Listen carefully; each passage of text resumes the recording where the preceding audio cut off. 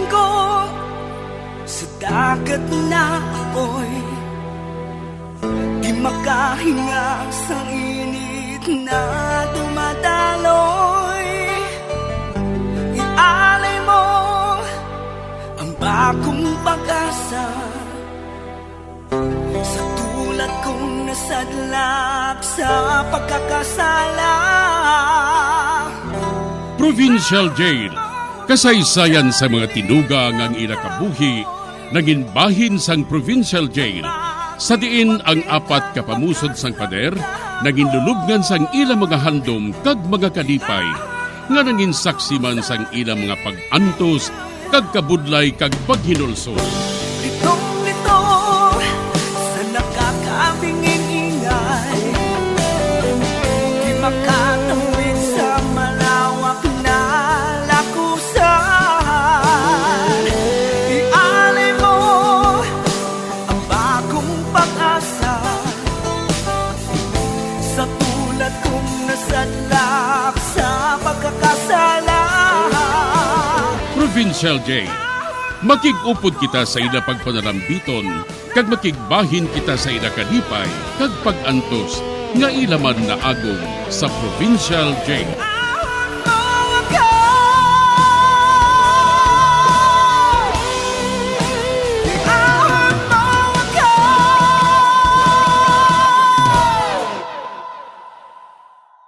Bilang ko sa dagat na apoy, di makahinga sa init na dumadaloy.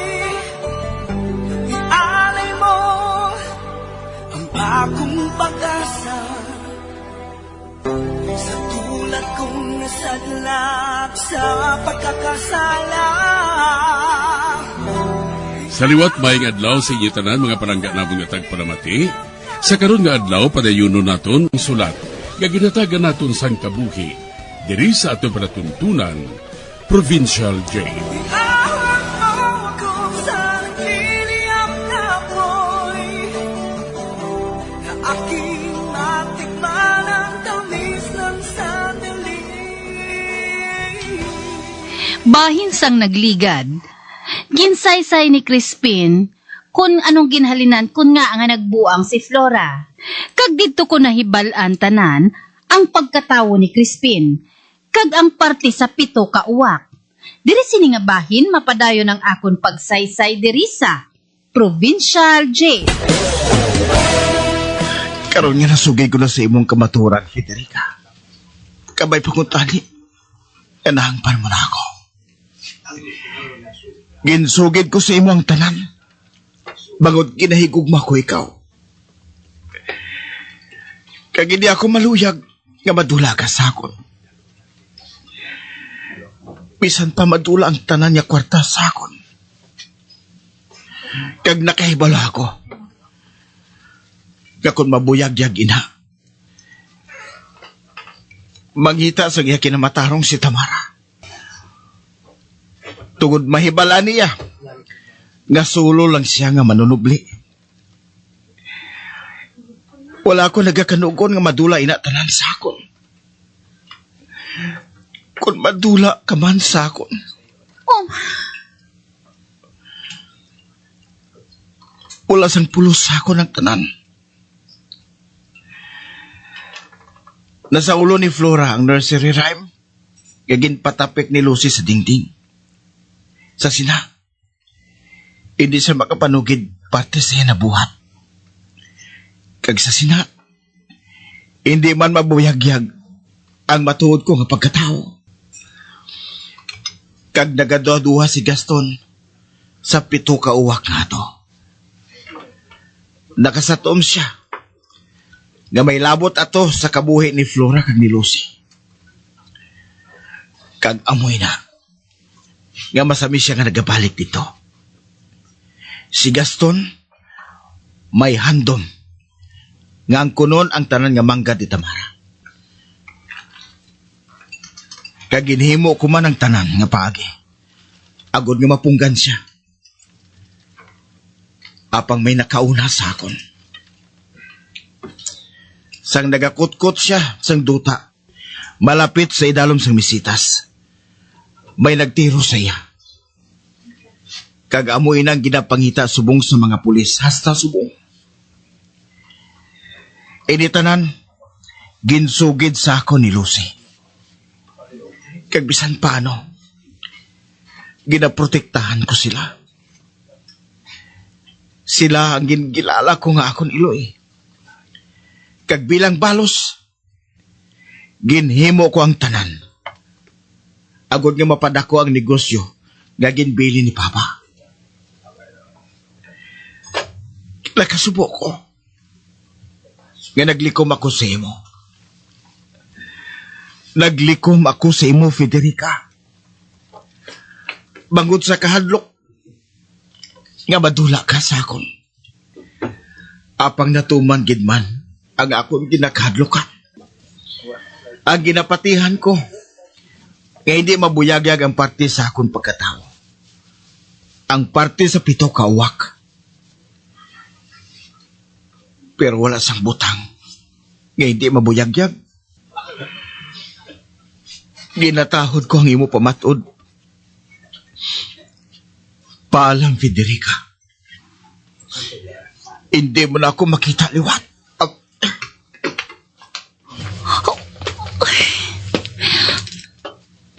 Naghalin siya.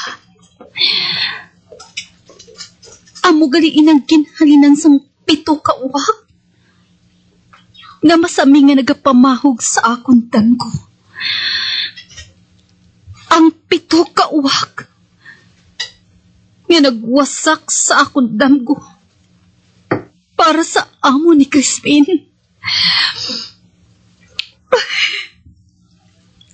Kinakasuin.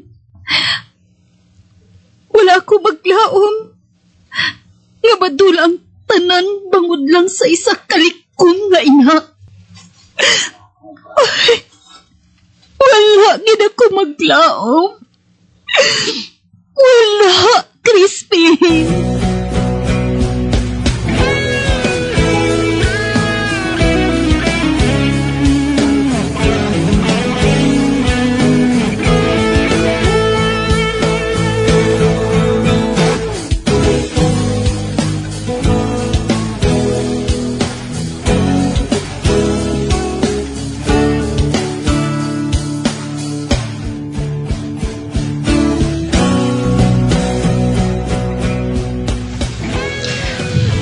Federica, matuod ba lang tanan nga ina? Oo, Tita Sofia. Amoy nang matuod. Gintuad mo sa akong tanan ni Crispin. Weh, siya? Hindi tunay nga anak sang ginikilala diri nga panimalay. Isa lang siya gali ka inay pa. Nga si Lucy lang mismo ang nakahibalo. Oy, doon sa hindi ako makapati si ni Federica. Si Crispin, hindi matuod nga manunubli, kundi si Tamara. Kag nagsiling siya, nga ibalik niya ang tanan niya nga ginauyatan niya propiedad.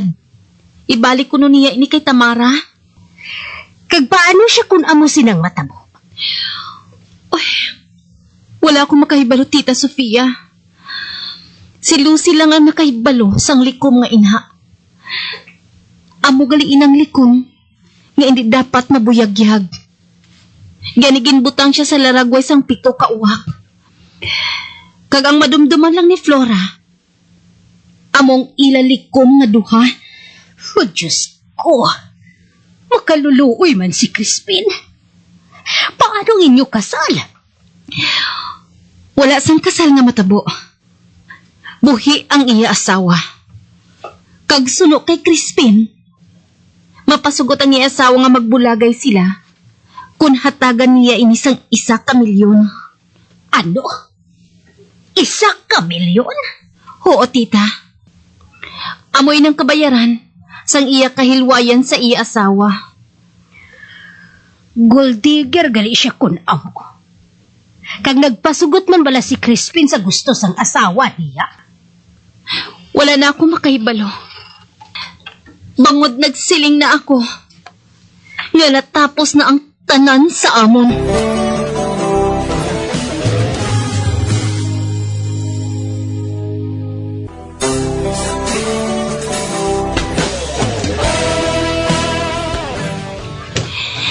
Gisaysay ko tanan kay Tita Sofia, ang tanan nga ginhambalan namo ni Crispin.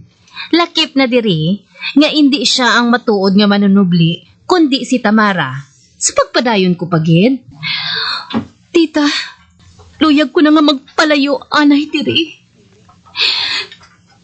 May, mapalayo. Kag sadiin ka makadto. Ambot. Maminsar pa ako sang maayo. Kag mahimo nga sa iba't nga lugar. Makakita ako sang trabaho. Luyag ko anay nga magpalayo. Agud nga makapaminsar ako sang maayo, tita. Uy, nga hindi ka nalang makikita sa imo, amay.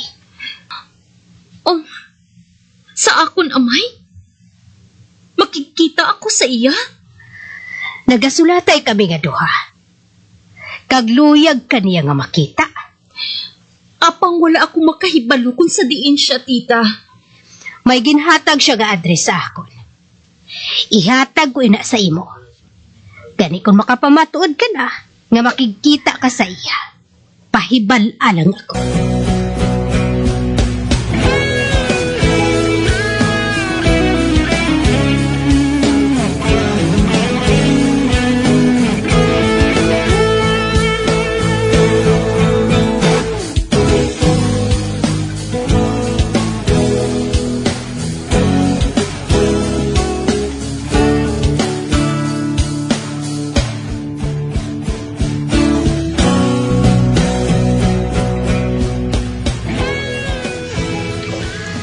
May sulat nga nag-abot para sa imo, Federica. Ari, oh. Salamat, Lily. Ba? Kay Tamara ini maghalin? Basahon ko ini, ha. Madugay man nga wala kami magkitaan nga duha.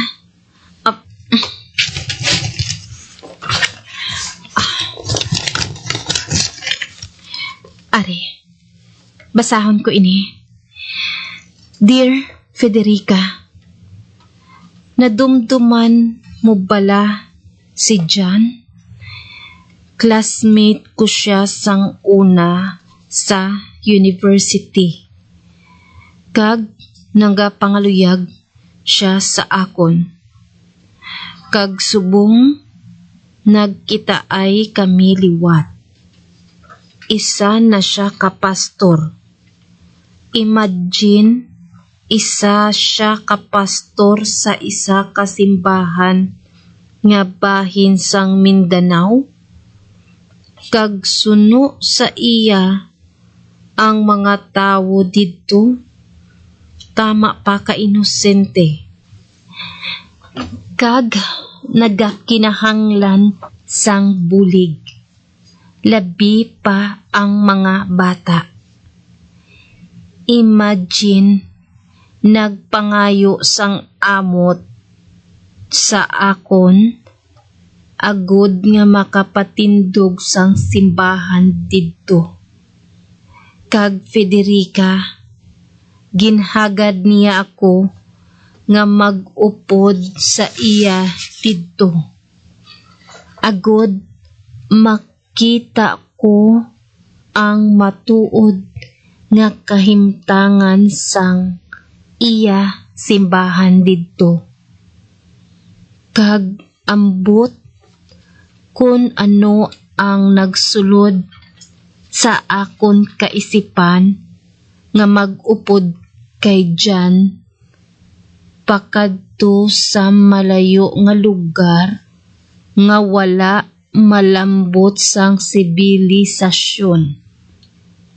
Kag Federica, subong ari na ako diri. Kag nakita ko nga nagakinahanglan matuod sang bulig si John, agud nga makahatag sang jutay nga kasulhay sa iya mga tumuluo didto, labi na sa mga bata. Ang mga bata nagapungko lang sa mga bato kay wala sang pulungkuan. Kag sa una nga kahigayunan, nagbatsyag ako sang kaluoy sa mga bata nga ini. Nagasunod-sunod sila sa akon. Bangod, siguro nga lain niya ang akon buhok sa ila. Kahibalo ka naman nga ginailisan ko pirmi ang kolor sang akon buhok. Subong ang buhok ko gold. Kag buwas, islan ko naman ini sang color nga pink. Kag aga pa, nagabugtaw na ang mga bata nga nagahulat sa akon. Agod makita naman nila kung ano ang kolor sang akon buhok. Nagapadala ako sang sulat kay Crispin nga nagasiling nga padalaan niya ako sang kwarta. Kay ipakayo ko ang ila simbahan kag ang mga bata mabuligan ko sang ila mga kinahanglanon. Kag bangod nga wala sang nagatudlo sa ila, ako na lang ang matudlo sa ila sa pagbasa kag pagsulat.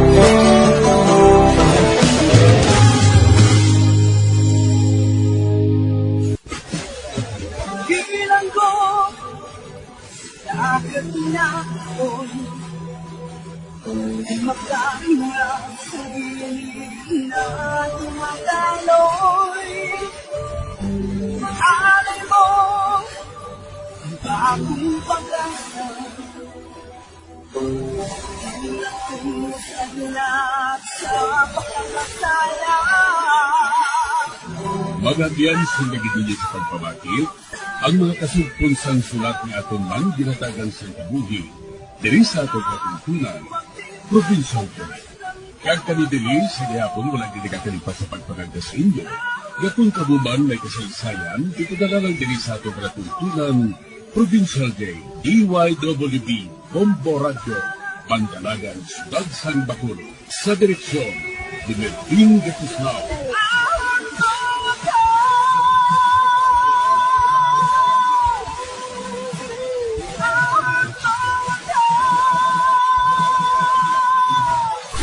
Bombo Radio Philippines. Patuloy na #1 sa drama. Fast Paradyo! Bombo